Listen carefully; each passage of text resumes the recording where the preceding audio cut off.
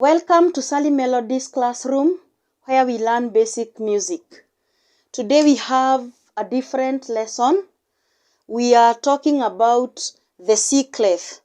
Remember we said we have another clef which we call C clef. We have a C clef for alto and we have a C clef for tenor. But it is the same clef. It's only that the positioning of the clef on the staff is the one that is different, and it is the one that determines whether it is alto or tenor. But it's the same thing. A clef is a symbol that indicates the pitch of notes on the staff. When you see a clef at the beginning of any staff, first and foremost, you have to know the letter names on that particular staff where the clef is written. Having known that, then you'll be able to get even the key of that particular song. It looks like a number 2 and then it is connected to a number 5. Or rather, it looks like number 3, but here in between there is a line there, and that is the line that crosses either the 4th or the 3rd line of the staff to determine whether it will be an alto clef or a tenor clef. For the alto clef, it fits so well on the staff, so that this line crosses the middle line, which is line 3, and that is where we have our C. That is where we have our middle C. For the tenor clef, it is positioned like this. It has to come out a little bit from the staff so that this line crosses line 4 to give you a middle C. That is where you have your C, the middle C.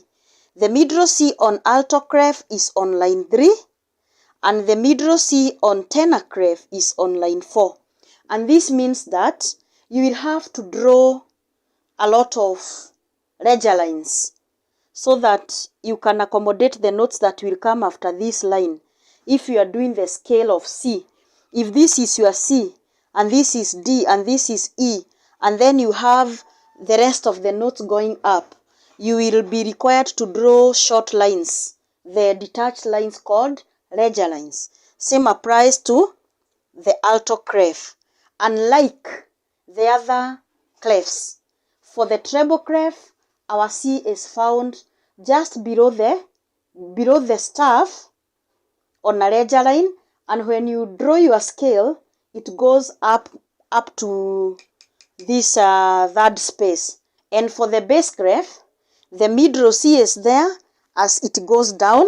So we don't have too much to talk about this because it is not very common. People compose using treble clef and bass clef, whereby you can use the bass clef for tenor and bass, and you can use the treble clef for soprano and alto when the voices are sharing, if it is a closed score. If it is an open score, you can give the treble clef to 3 voices, but remember the tenor has an 8 down there, and then you give the bass clef to the bass so that you can have the 4 voices.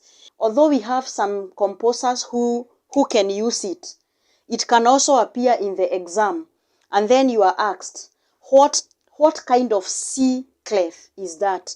Remember, under C clef we have this. We have alto clef and tenor clef.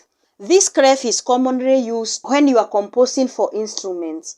Examples are viola and trombone. Those are the instruments that commonly use this kind of clef. If you get your C in any staff, in any clef, then the rest of the notes will come. If this is our C, obviously we know the next thing there is a D. Or below the C we know it is a B. If you get your C, then you are good to go. Just look for your C where it belongs, and then you try to write the rest of the notes. And maybe you can give it a solfa ladder and say that your scale is C or your key is C, and then you write the solfas. Thank you very much for joining this class. See you in the next class.